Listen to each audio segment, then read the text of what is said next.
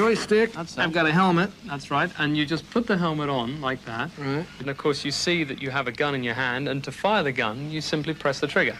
The game board consists of several checkerboard platforms floating in space. The goal, to chase and shoot your opponent.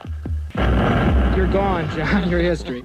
Virtual reality headsets for gaming have been around for a long time, but have only just started to become popular over the last 10 years. But even though it seems like a logical progression for gamers to switch from using a monitor to a VR headset for a greater immersion into the game world, why does it seem like it's nothing more than a passing fad?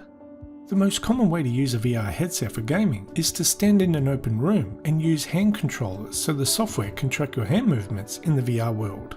But ever since VR's popularity spiked over the last 10 years, there has been hundreds of videos uploaded to social media showing lots of epic fail VR moments, such as lunging forward and smacking their head into the TV and breaking it, or jumping over the gap in the terrain in the VR world and ending up jumping into the wall of their house. It's for these reasons why I think VR has never really been taken up by the gaming masses. I can say for certain, they are the reasons why I've never bought one. But one company is trying to take personal gaming VR to the next logical level, with a machine called the Omni One.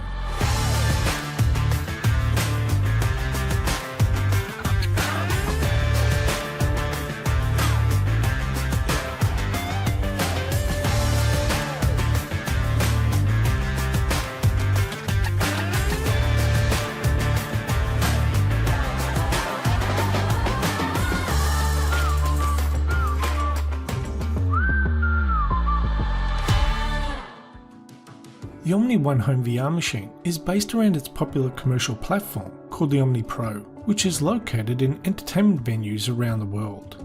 What makes Omni One different from a standalone headset is the platform itself. You wear a vest attached to the machine which helps keep you centered on the platform, and that allows players unmatched freedom of movement, including crouching, kneeling, jumping, and especially running in any direction.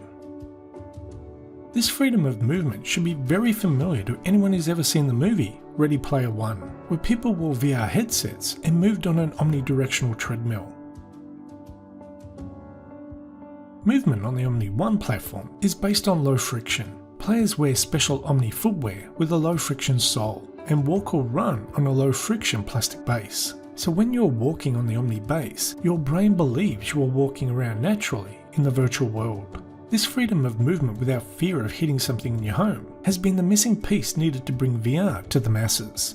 Also, the other big feature of the Omni One is you don't need a PC or laptop to hook up to it. All processing power is done through the VR headset, and all games played on the system are brought through an online game store, kind of like Steam. But it will be their own proprietary store with specific Omni One games. But there will also be third-party games on the platform as well. The company also says they are even making their own Call of Duty and Fortnite style games for Omni One. Now, as you can imagine, the price will be the main factor stopping people from buying this new technology. A good VR headset can cost anywhere from $500 to $1,000, but can go as high as $2,000.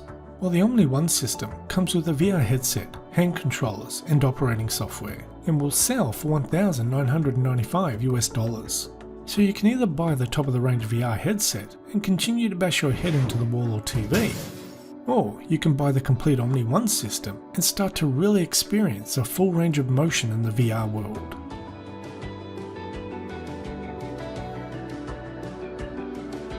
Now all you need is a full body feedback suit.